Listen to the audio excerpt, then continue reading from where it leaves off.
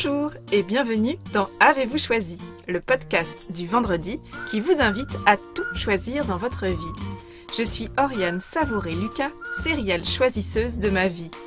J'ai 39 ans, les pieds sur terre, la tête dans les étoiles, et je vous propose d'explorer avec curiosité le vaste et intrigant territoire du choix.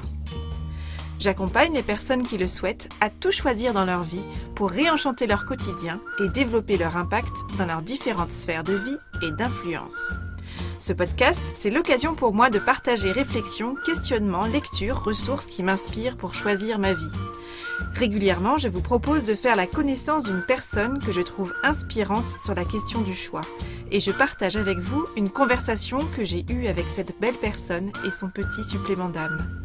Une manière de poursuivre votre exploration du territoire du choix à travers la découverte d'un parcours singulier.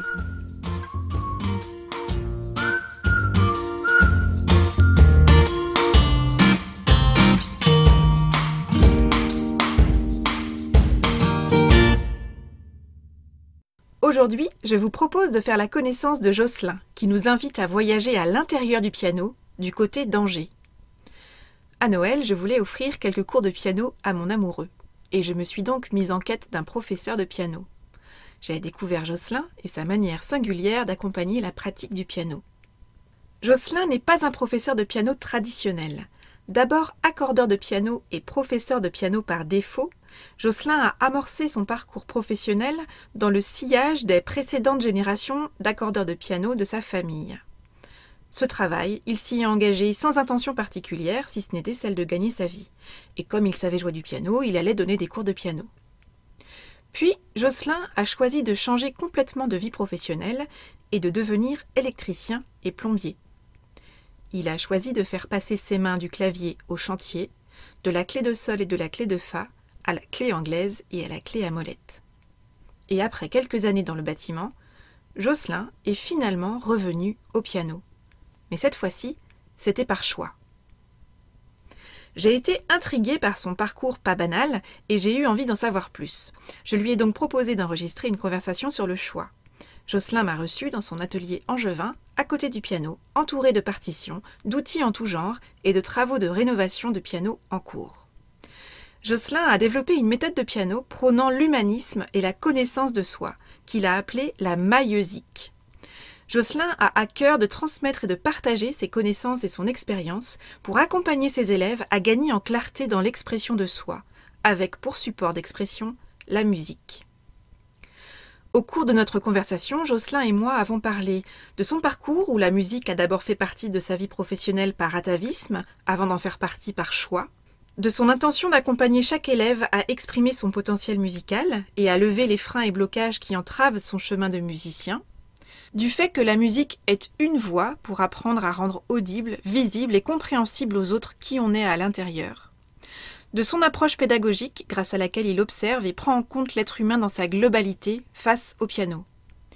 Une pédagogie qui est à 1000 lieues d'une vision hors sol du musicien, qui, une fois face à son piano, laisserait sa vie et le monde qui l'entoure à la porte, avant de récupérer ce gros paquet à la sortie du cours.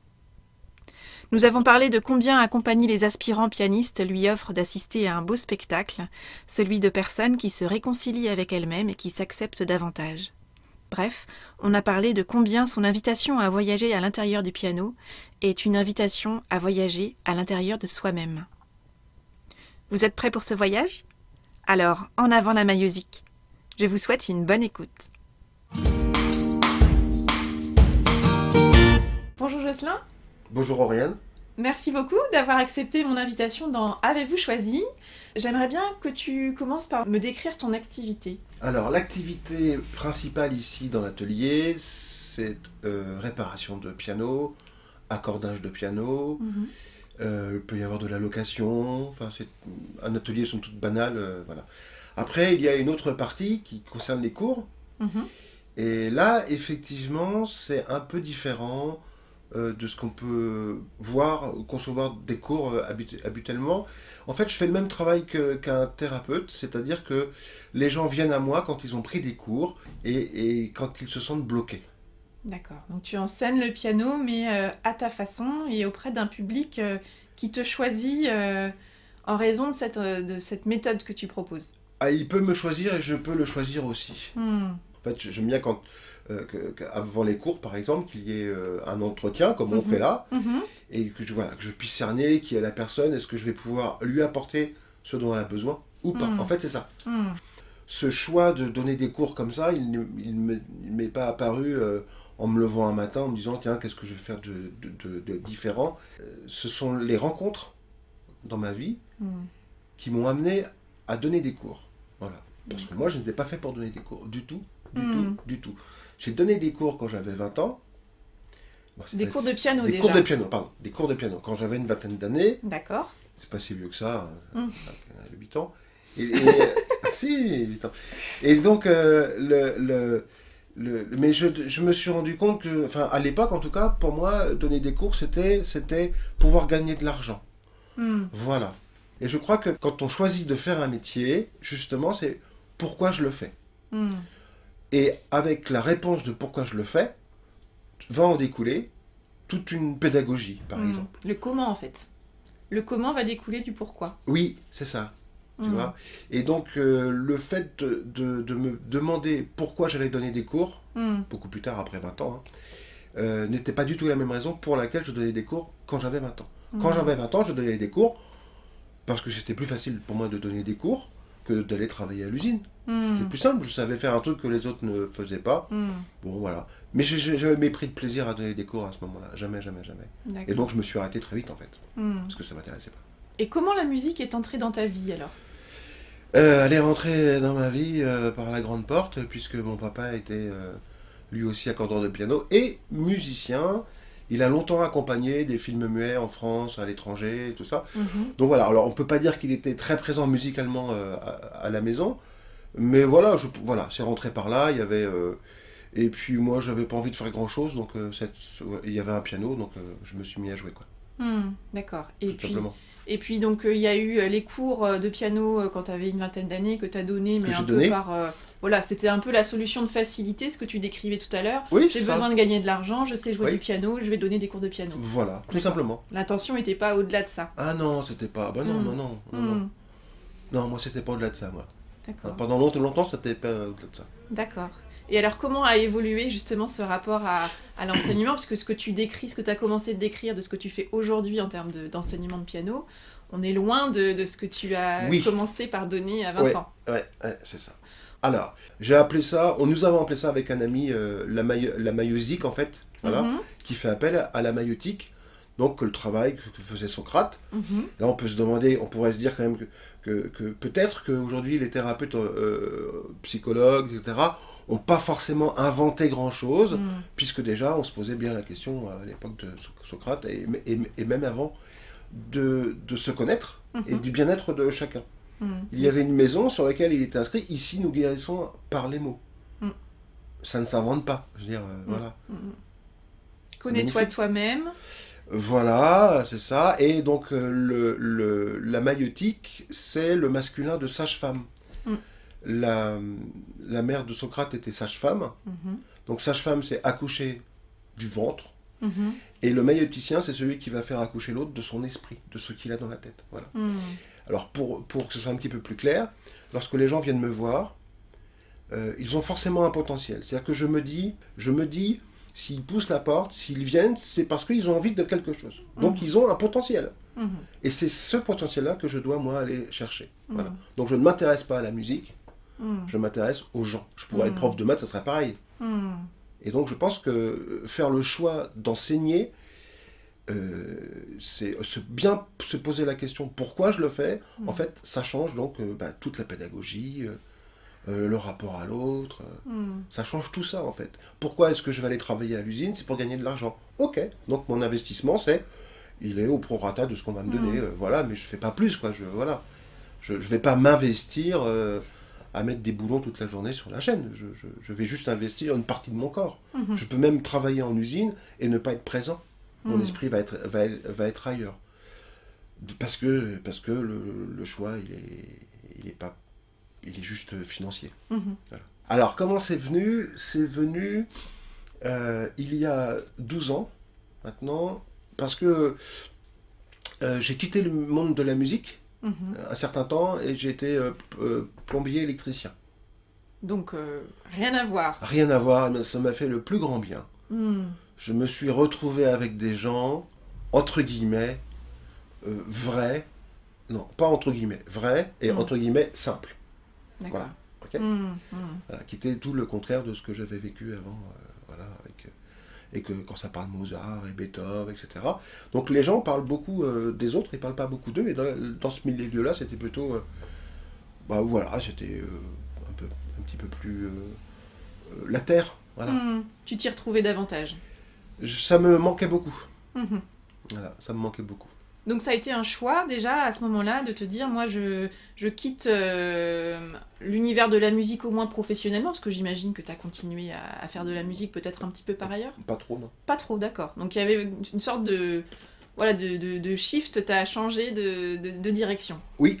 Et c'était un choix. Ah oui. D'accord. Et pourquoi le métier de plombier électricien ? Pourquoi le métier de plombier d'électricien ? Je ne sais pas pourquoi j'ai choisi ça. Voilà. Vraiment, je n'en ai aucune idée. Aucune idée. Il y a d'autres métiers qui m'auraient plu, dans le bâtiment en tout cas, je crois que j'aurais aimé tout faire en fait. Couvreur, charpentier, tout ça. Donc maçon. c'était peut-être davantage l'environnement professionnel aussi que le métier en lui-même, l'environnement professionnel du bâtiment, les valeurs que toi tu y mettais. Qu'est-ce qui t'a attiré en fait dans cet environnement du bâtiment ? Alors, au départ, je ne savais pas tout ça, moi. Voilà. Au départ, je ne savais pas. Et puis surtout, il y a quelque chose qui est fondamental là-dedans. C'est j'ai découvert quelque chose. Puisque depuis tout petit, ce que j'entends, c'est tu es pianiste. Bon, moi, je n'ai pas pris de cours, je suis autodidacte. Mais tu es pianiste, tu es un musicien. Et tu n'es pas bricoleur. Ok. C'était exclusif en fait. C'est ça, et c'est exactement la même chose que quand on est petit et que quand on s'entend dire toi tais-toi, tu n'as jamais rien d'intéressant à dire, ou quand tu parles, c'est pour dire n'importe quoi. Donc on devient plus tard des taiseux sûrement, ou les garçons ça pleure pas, ou et patati, et la fille, ça je sais pas quoi. On intègre ces phrases-là comme des vérités qui nous concernent directement. Des injonctions puissantes, hein. Vraiment puissantes, extrêmement puissantes. Et voilà, et donc jusqu'à l'âge de 32-33 ans, quand j'enfonçais un clou, je l'enfonçais de travers. Donc, effectivement, je n'étais pas bricoleur. Jusqu'au jour où je me suis rendu compte, parce que j'avais un petit bouquin sur l'électricité, je l'ai ouvert, et j'étais dans mon atelier, j'habitais en campagne, j'ai mis un petit peu de temps, je monte un interrupteur et une prise de courant. Alléluia, j'étais devenu bricoleur. Je sais faire, je suis bricoleur. Je suis rentré et j'ai dit à la maman de mes enfants à l'époque, je lui ai dit, écoute, je vais refaire toute l'électricité. Elle me dit, t'es sûr? J'ai dit, ouais, pas de problème. Elle dit, mais comment? Ben, j'ai un bouquin. C'était une catastrophe. Bon. Et voilà, et puis après j'en ai fait 1, 2, 3, 4, et puis je me suis mis à un moment donné, je me suis dit, ok, j'arrête de faire de la musique, et je fais une formation comme électricien. Donc ça a débuté comme électricien, et puis voilà, avec d'autres... Et ça a duré pendant 6-7 ans. Alors évidemment, dans le bâtiment, dans tous les métiers manuels comme ça, les mains en prennent vraiment un coup. Vraiment un coup. Donc les mains se durcissent, etc. Donc pour jouer, c'est pas très très agréable, quoi. Et puis j'ai eu mal à l'épaule. Donc on m'a envoyé voir un ostéo à Angers. Et je suis rentré dans son cabinet, il y avait un piano. Donc on discute musique. C'est pas banal un piano dans un cabinet d'ostéo. Non, c'est pas banal. Non, ben, il est pas banal ce garçon. Bon, il n'exerce plus maintenant à Angers. D'accord. Et donc il me demande comment je suis venu le voir. Par quel biais? Je lui explique que il y a quelques années de ça, j'ai composé de la musique pour une pièce de théâtre et que une des personnes qui était là me l'a conseillé. Il me dit, ah, parce que vous faites de la musique? Je dis, ouais. Il me dit, bah, vous faites quoi? Je joue un peu de piano, voilà. Donc il me demande de jouer, je dis, ouais, ok, c'était sympa. Donc je commence à jouer, tout ça. Il dit, ah, mais il faut absolument que vous me donniez des cours. Ça fait 15 ans que je prends des cours, et patati, je n'y arrive pas, j'aimerais faire comme vous. Alors je lui dis que je ne donnais pas de cours. Voilà. Parce que je ne donnais pas de cours, moi. Bah non. Bah non, je ne donnais pas de cours. Et puis après, il me raconte qu'il a un deuxième piano chez lui, et que s'il n'y arrive pas, il va vendre les 2 pianos. Alors je me suis dit, bah c'est dommage. Alors je lui dis oui, parce que je voulais pas qu'il vende ses pianos. Et en fait, il a quand même vendu ses 2 pianos, mais il s'est racheté un piano à queue. Ah, génial. Formidable, là. Ah ouais.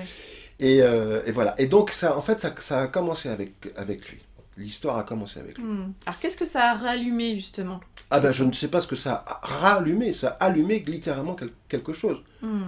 Et donc, comme Socrate, dont j'ignorais tout. Je ne savais pas, moi, ça. Alors, qu'est-ce qui s'est passé? Et ce qui se passe, en fait, je pratique la même chose aujourd'hui, mais en conscience. Alors qu'avec lui, je n'avais pas conscience de ce que je faisais. Il me dit, j'aimerais jouer du jazz, tout ça. Bon, ok, bon, je ne suis pas un spécialiste, mais ok, on va voir ça. Voilà. Donc je l'écoute, je joue du jazz. Bon. Et puis à un moment donné, je trouvais qu'il n'était pas vraiment présent dans ce qu'il faisait. Bon. À un moment donné, il me dit, tu sais, je compose. Je dis, ah, mais fais-moi écouter. Et il me redit, avant de jouer, il me dit, attention, ça ne swing pas. Je dis, mais qui c'est qui dit que ça ne swing pas? Il me dit, bah ma famille, mes amis, tout ça. Puis moi aussi, je trouve que... Je dis, ok, joue. Donc il joue ses propres compositions. Et à la fin, je lui dis, écoute, effectivement, ça ne swing pas. Mais ça, en plus, ça ne swingera jamais. Parce que ce que tu as écrit, c'est pas fait pour ça. C'est une autre musique. Et je lui dis, mais comme tu ne t'entends pas, tu ne peux pas réellement être présent dans ce que tu fais. C'est comme quand on parle, hein, exactement. Voilà. Et ne pas s'entendre, c'est très thérapeutique, ça. Hein, on dit bien aux gens, écoutez-vous. Vous savez, en fait. Vous savez. Parce qu'après, j'ai fait des formations PNL, tout ça. D'accord. Et donc, je lui dis, écoute, on va essayer de trouver d'abord qui tu es musicalement, et puis après, tu choisiras de faire du swing ou pas. Voilà. Et en fait, il a arrêté de faire du swing, mais ça a développé chez lui son naturel musical, son son, et ses compositions, et donc ça a tout changé. Voilà. Suite à ça, il m'envoie voir un ami, un autre ami qui avait un petit problème de voilà. Puis petit à petit, j'ai découvert que j'arrivais à débloquer les gens. Alors, encore une fois, tous ceux qui sont bloqués, ce sont bien des gens qui ont pris des cours. Oui. Je n'ai pas dit que tous ceux qui prenaient des cours étaient bloqués.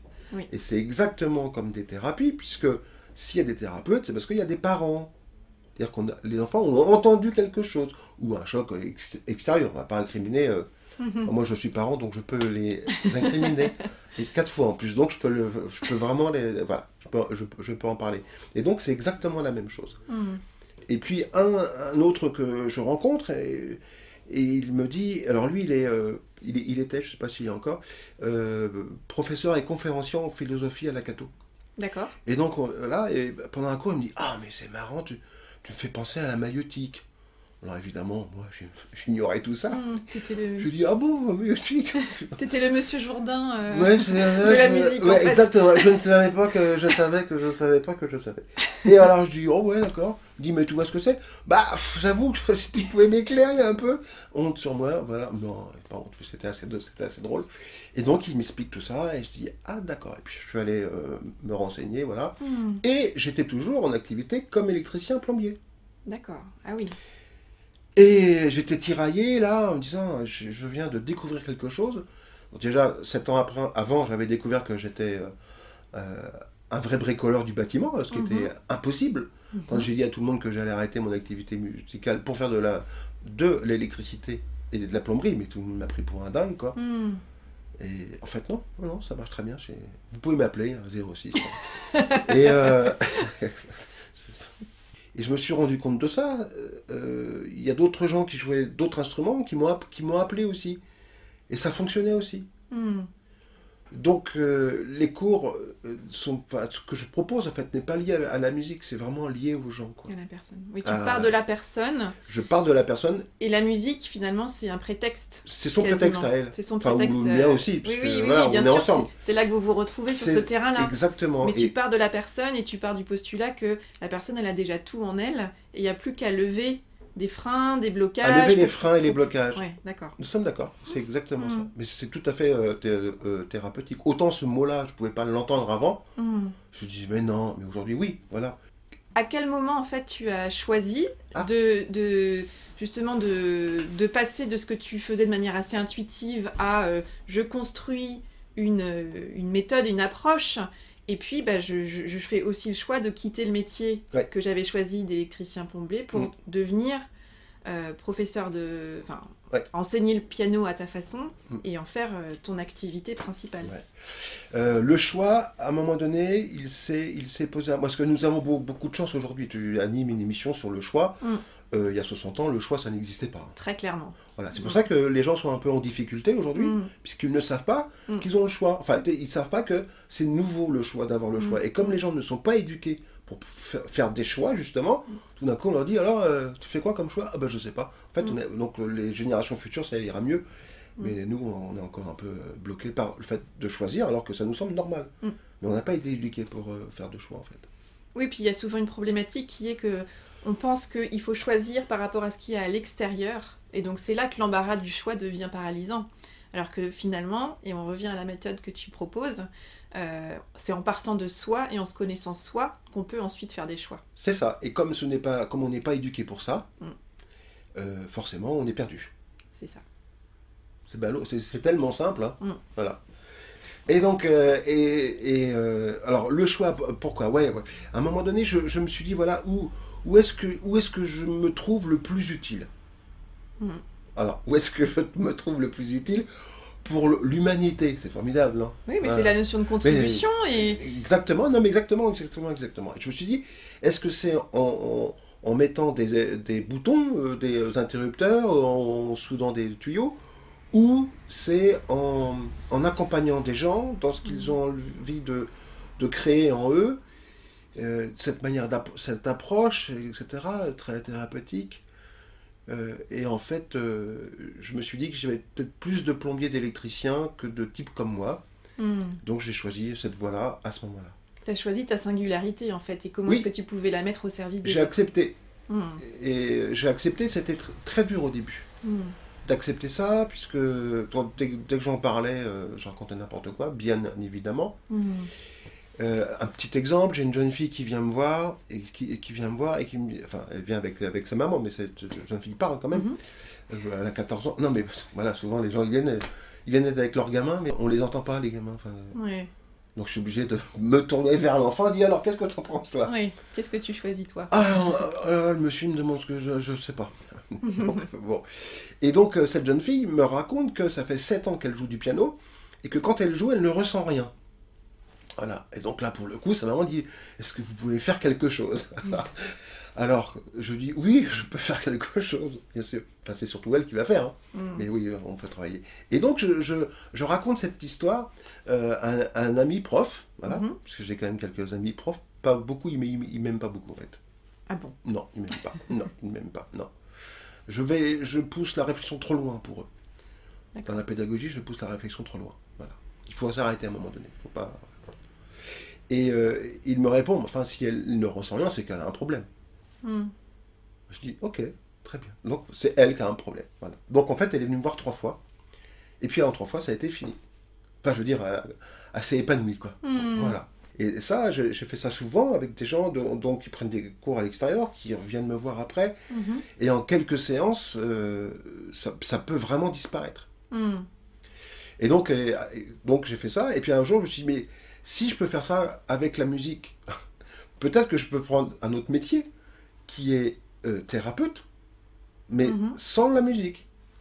Donc, suite à ça, il y a quelques années, là je viens de terminer quelques formations. J'ai fait une formation en systémie, j'ai fait toute la formation en PNL, je me suis intéressé au Reiki, l'énéagramme, l'MTBI, bon, enfin, voilà, et puis beaucoup de lectures, voilà. Et donc, pour les petites histoires, j'ai ouvert un cabinet thérapeutique, boulevard du Roi René, voilà. Ah, d'accord. Et donc, je pratique ce qu'on appelle les thérapies brèves. D'accord. Et voilà. Donc, je retrouve exactement les mêmes choses que dans l'enseignement. Mais exactement. Il n'y a aucune différence, puisque quand on fait de la musique est un art. Et l'art, pour moi, de base, c'est la matérialisation par quelque chose de ce que nous sommes. Puisque notre intérieur, nos ressentiments, on ne peut pas les palper, c'est complètement impalpable. Et on ne peut même pas les raconter aux autres, des fois. Alors, pour que les autres voient que nous sommes tristes, il faut que nous fassions la tête, ou nous pleurions. Pour que les autres sentent que nous sommes contents, on sourit, on rit, on saute partout. Je ne sais pas si tu connais le livre, je préfère le film d'ailleurs au livre, mais bon, Le Scaphandre et le Papillon. Oui. Ok, donc là, on voit bien que cette personne qui ne peut rien bouger, bon, à part une pupille, enfin, à part en dessous de l'œil, ça s'appelle comment? La paupière. La paupière. Là, je suis en train de faire des grandes théories sur l'humanité, je ne sais même pas ce que c'est qu'une paupière. C'est lamentable. Et donc, on voit bien que cette personne, qu'elle soit triste ou bien, on ne peut pas savoir. Et donc, l'art, c'est ça. On va matérialiser ce que nous sommes en film, en poterie, en macramé, je sais pas, en peinture, en ce que l'on voudra. Voilà. Et mon travail, c'est ça. Et donc, c'est exactement la même chose que d'accompagner des gens en thérapie. C'est exactement la même chose. Et je pense, en poussant le bouchon, que notre rôle d'enseignant, il est très très simple. Et c'est le même rôle que l'orthophoniste. Un orthophoniste, il est là pour, alors, pas que, mais en tout cas beaucoup, pour que la personne qui vient le voir puisse se faire comprendre des autres. Entre autres, elle ne fait pas que ça, mais entre autres. Eh bien, mon travail, moi, c'est exactement ça. C'est-à-dire que je suis là pour que cette personne se fasse comprendre, alors pour le coup des autres quand elle joue, et l'orthophoniste, il est là pour rétablir cet équilibre entre l'intérieur et l'extérieur, sans jamais dire à la personne ce qu'elle doit dire. Et donc moi, mon discours pendant les cours, je ne vais pas dire aux gens ce qu'ils doivent jouer. Mais comment ils doivent se faire comprendre par rapport à la musique, par exemple. Oui, tu crées un rôle de trait d'union finalement entre l'intérieur de la personne et tu l'aides à identifier, à exprimer, au sens de sortir en fait, ce qu'elle ressent et de le rendre visible et compréhensible par l'autre. Oui, c'est ça. C'est ça. Et donc ces blocages sont souvent... alors, pendant les cours de piano, qu'on soit bien clair, je ne suis pas le thérapeute en cabinet. Ce n'est pas mon travail. Je suis pas là. Ça peut déclencher quelque chose, ça, évidemment, puisqu'on travaille avec qui est l'autre. Donc, forcément, eux, en tout cas, ils y trouvent un lien. Quand je dis aux gens, jouez plus fort, écoutez-vous, bah, ils me disent, bah oui, mais moi, depuis tout petit, je m'écoute pas. Donc, c'est un lien, c'est forcément un lien. Donc, effectivement, ça peut déclencher des choses, mais voilà, mon travail, là, pour le coup, ce n'est pas ça, quoi. Alors, je préfère des gens qui ont déjà joué, parce que quand je vais leur parler, quand je vais leur raconter des choses, ils vont comprendre. Non pas comprendre parce qu'ils savent, mais parce qu'on leur a jamais parlé de ça. Et que tout d'un coup, ils se mettent, au premier cours, ils peuvent se mettre à pleurer, parce qu'ils disent, mais pourquoi on m'a pas dit ça avant? Je sais pas. Donc toi tu proposes en fait une approche, on parle toujours de musique, puisque ces personnes-là elles ont déjà pris des cours de musique, mais tu proposes des lunettes différentes, en tout cas un angle de vue différent pour aborder cette même musique et faire en sorte que la personne elle y retrouve un espace de liberté et d'expression. Oui, c'est ce qu'on appelle le choix. C'est-à-dire que pour avoir le choix c'est j'ai plusieurs possibilités. On m'offre plusieurs visions. Plusieurs clés de lecture, plusieurs approches. Voilà. Donc là, on peut considérer que les gens vont avoir le choix. Par exemple, penser qu'on a le choix de la couleur de notre voiture, c'est complètement utopique. On croit qu'on a le choix, mais on n'a pas le choix. On a le choix dans un choix. Tout à fait. Et donc là, ce que j'aime travailler, en tout cas, ce sont les problématiques. C'est-à-dire que les gens doués, moi, ils m'ennuient. Je ne peux rien faire avec eux, ils sont doués. Il faut qu'ils aillent voir quelqu'un d'autre. Moi, je suis pas là pour eux, quoi. Non, j'aime vraiment cette relation de ces personnes qui ont envie, mais profondément envie, qui sentent qu'il y a autre chose, et en fait, comme on leur a jamais raconté cette histoire-là, ils sont en peine. Pour certains, ils sont vraiment en peine. Et donc, il leur manque une clé, en fait. Oui, voilà, c'est ça. Et donc, mon travail, c'est de les éclairer là-dessus, quoi. Donc, ça passe aussi par du savoir. Puisque le savoir, c'est le pouvoir. Alors, le pouvoir de faire des choix, etc. Je n'ai pas dit l'ascendant sur l'autre. Je ne parle pas de ça comme pouvoir, mais effectivement, le savoir, il en fait partie. Si c'était pas vrai, ça se saurait.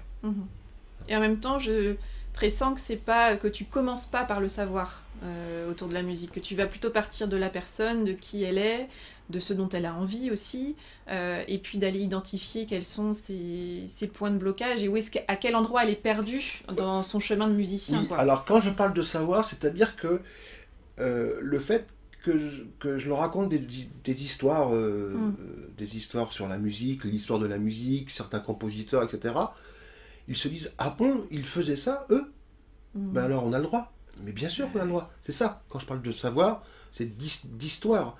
Quand on suit une thérapie, l'idée c'est d'aller voir dans notre passé ce qui s'est passé, où ça a merdé, pour pouvoir avancer. Et bien là, c'est la même chose. Ils ont eu des profs qui leur ont dit des choses, et dans ce qu'on leur a dit, c'est peut-être pas vrai. Voilà, ou c'est peut-être des choses qui perturbent comme ça, mais qui n'existent pas. Et en fait, ce n'est qu'une clé qu'une vision, quoi. Donc, c'est leur apporter autre chose. Donc, quand je parle de savoir, c'est ça. Voilà. Et effectivement, leur aptitude personnelle m'intéresse beaucoup. Quand ce sont des enfants, je leur demande quelles sont leurs matières préférées. Mais je commence jamais un cours sans leur demander « Ah, tu passes une bonne semaine, ça va, ça a bien passé, ok, d'accord. Ah, t'as eu ça, d'accord, c'était pas terrible, d'accord, ok. » Moi, ce sont des points qui me semblent importants, puisque la musique n'est créée que par l'homme. La musique, elle n'existe pas en elle-même. Enfin, moi, je suis désolé, mais même un oiseau n'a jamais composé d'opéra, enfin, même si c'est joli. Mais la musique telle que nous la concevons, nous, en tout cas, en tant qu'être humain, ici, en Occident, elle n'est créée que par l'homme. J'ai créé un bouquin, ça fait quelques temps que j'ai créé un bouquin, et en fait, je me suis rendu compte que les gens me posaient des questions qui me semblaient, moi, je pensais que c'était fini, quoi, qu'on n'en parlait plus. C'était évident et que voilà. Et en fait, même pas sujet de débat. Ça perdure, et des grandes questions comme, faut-il faire du solfège pour faire de la musique? Voilà. Donc, dans ce petit bouquin, ça sera des questions comme ça, faut-il faire du solfège pour le faire? Et donc, je vais répondre. Et je ne vais pas répondre avec des réponses fermées, mais des réponses encore ouvertes. C'est-à-dire qu'à un moment donné, je vais dire, voilà dans quel cas vous avez besoin du solfège, et voilà dans les cas dans lesquels vous n'avez pas besoin. Donc il y a des cases avec, oui, vous en avez besoin là vous n'en avez pas besoin. Eh bien, camarade, choisis ton camp. Là, pour le coup, vous allez pouvoir réellement faire un choix. Est-ce qu'il faut un piano numérique, un piano acoustique? Donc, j'explique dans quel cas, etc. Donc ça, c'est un livre que tu es en train de finaliser? Oui. D'accord. Ouais. Super. Alors, il y a tout un passage sur l'oreille aussi. Voilà. Qu'est-ce que l'oreille? Qu'est-ce que ça veut dire? Il va y avoir un chapitre sur le plaisir. Voilà, qui est essentiel en musique. Oui, mais qui est galvaudé. Et puis qui est galvaudé aussi, mais en même temps, je pense que les profils d'élèves que tu décris qui viennent te voir, ils ont été bloqués aussi dans leur relation à la musique par cette idée de la perfection, de ce qu'est la musique. En fait, il y a une sorte de sacralisation de ce qu'est la musique et la performance musicale qui finit par déconnecter les personnes du plaisir de jouer de la musique. Oui, c'est beaucoup de professeurs, malheureusement, sont en symbiose avec la matière, mais pas du tout avec les gens. Donc ils ne peuvent pas gérer le naturel des gens. Ils ne peuvent pas le gérer. Voilà. Donc forcément, quand on ne peut pas gérer le naturel des gens, quand on ne peut pas gérer une classe, on va mettre de l'ordre. Et puis on va bloquer, on va mettre des serrures. Là, vous ne pouvez pas passer, là c'est interdit. Ah non, derrière, c'est pas possible. Et en plus de ça, souvent les profs, ils ne savent même pas eux-mêmes, d'ailleurs. Donc ils vont verrouiller, ouais, c'est formidable, j'aime pas ce mot-là, c'est pas pour ça. C'est ça, t'arrives même pas à le dire. Il y a plein de mots que j'arrive pas à dire. Ils vont donc verrouiller eux-mêmes, là où eux-mêmes sont des mauvais, quoi. Donc en fait, ils ne savent pas. Voilà, c'est surtout ça, ils savent pas. Ils n'ont pas les clés eux-mêmes. Non, ils n'ont pas les clés, donc ils vont donc verrouiller. Voilà, par peur, on éloigne tout ça le plus loin possible de soi. Par peur de ne pas être découvert. Ouais.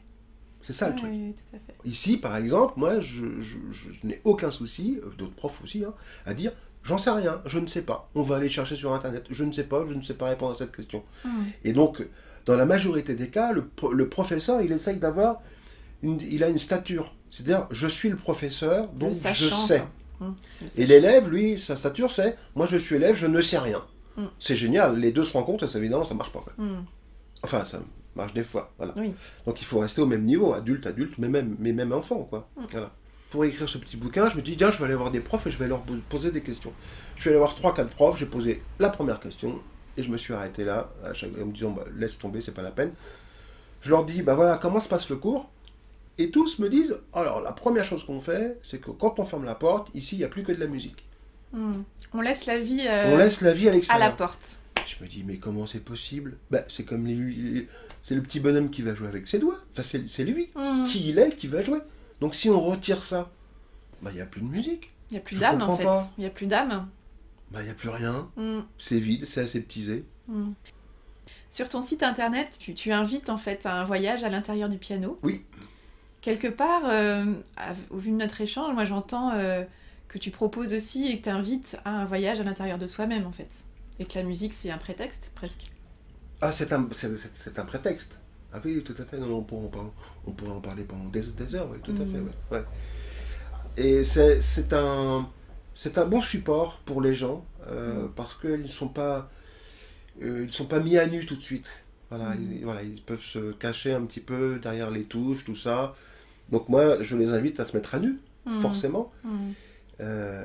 Et je trouve beau, en fait, de pouvoir être présent quand il se passe des choses où les gens commencent à verser une larme. Et moi, j'ignore tout de ce qui se passe. Je n'en sais rien. Je ne sais pas ce qui va se passer. Eux seuls le savent. Moi, je ne sais pas. Je ne détiens rien, en fait. J'ai pas de... Voilà, je suis juste là, je suis une espèce de passeur, mais je ne sais pas ce qui va se passer avant. Souvent on me dit, alors comment se passent les cours? Bah, je dis, je sais pas, ça dépend de la personne, en fait. Voilà, alors, sur des trucs techniques, ok, mais le reste, je n'en ai aucune idée. Tout dépend d'elle, en fait. Pas de moi. Bah, je suis rien. En tout cas, tu aides la personne à s'exprimer, à se révéler. Oui, j'aime bien dire je suis rien, c'est vraiment... évidemment que j'ai un rôle essentiel, ça me paraît évident. Enfin, voilà, et je ne veux surtout pas, et en même temps, je ne veux pas minimiser qui est l'autre. C'est ça. C'est-à-dire que je ne veux pas que les gens pensent que j'ai une baguette magique et que c'est moi qui ai le pouvoir. Je n'ai pas le pouvoir. J'ai juste le pouvoir de donner le pouvoir aux gens. Toi, tu te mets à côté des gens et tu les aides à reprendre aussi une posture de se remettre en responsabilité finalement dans leur rôle de musicien. Oui. Et ça les aide forcément à reprendre cette posture-là dans leur vie. Exactement. Et je demande aux gens, souvent je leur dis, n'imaginez pas que vous venez prendre des cours ici, mais vous êtes en apprentissage. Ce qui n'a rien à voir. Rien à voir du tout. Vous êtes acteur ou actrice de votre parcours, de votre rapport à l'instrument, à la musique et à vous-même. Oui, c'est pour ça que je parle d'apprentissage. C'est qu'un apprenti, on lui dit, écoute, fais et on verra bien après. Voilà, fais. À l'école, on ne vous dit pas, on verra après. Non, il faut que ce soit bon tout de suite, quoi. Après, je ne tiens pas à garder les gens longtemps non plus en cours. Je suis moi obligé de dire aux gens, voilà, on arrête. Oui. Et là, il me dit, mais pourquoi? Je dis, parce que maintenant, vous appuyez trop sur moi. Ou tu t'appuies trop sur moi. Donc il faut me lâcher maintenant. Quand tu sens que tu deviens le tuteur, au sens... pas on s'appuie un peu trop sur moi. Voilà, c'est ça. Alors après, on parlait de transfert, de ce qu'on voudra. Même s'il en faut un à un moment donné, il faut qu'il y ait un transfert et lâcher ça. Donc à un moment donné, moi, je m'oblige en tout cas à dire aux gens, ben voilà, va falloir qu'on arrête les cours. Ça ne veut pas dire que vous ne pouvez pas revenir me voir.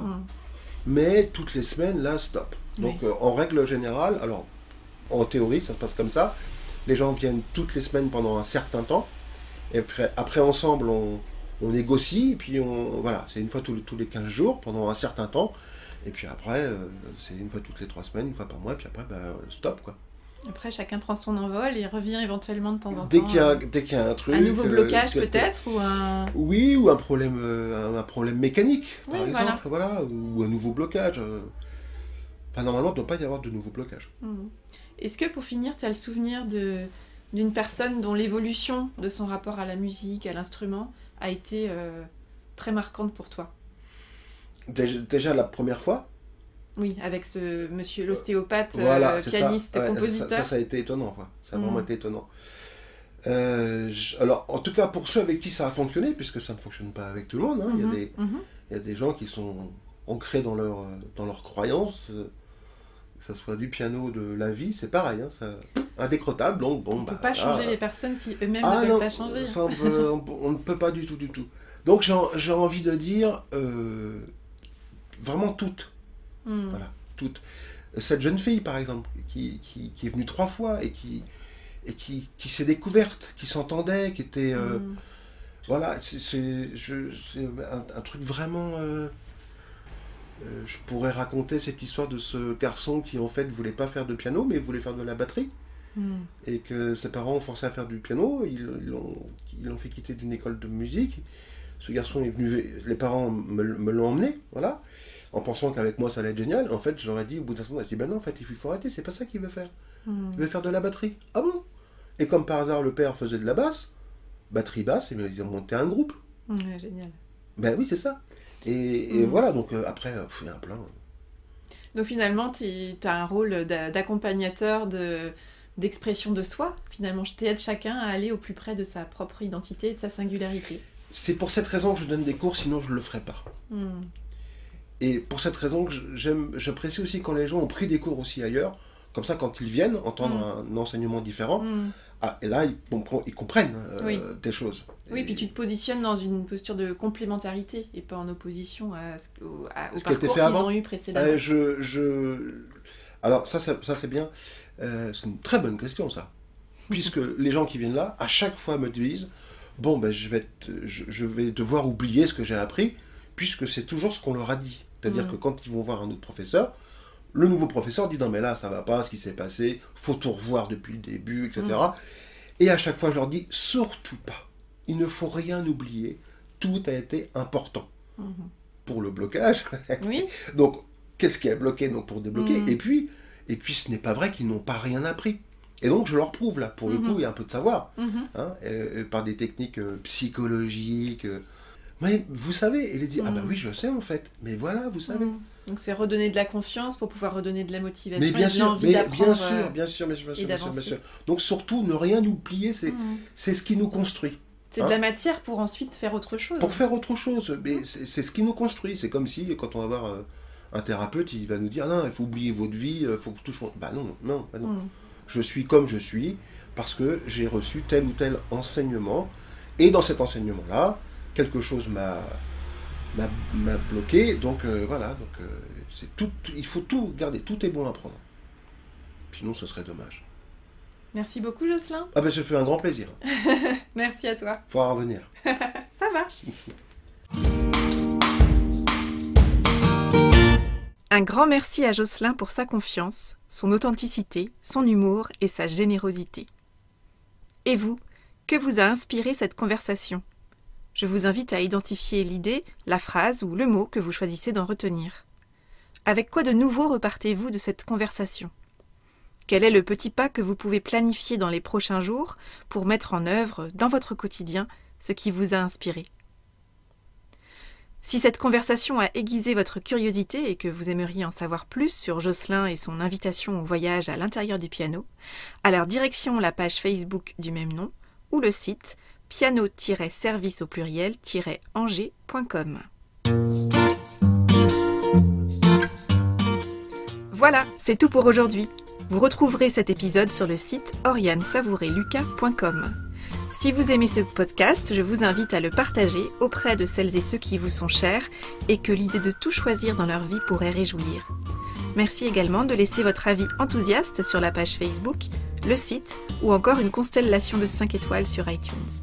Vous contribuerez ainsi à soutenir ce projet de façon bienveillante et efficace. Je vous souhaite une belle semaine et je vous donne rendez-vous la semaine prochaine pour un nouvel épisode. Et d'ici là, et si vous choisissiez tout ?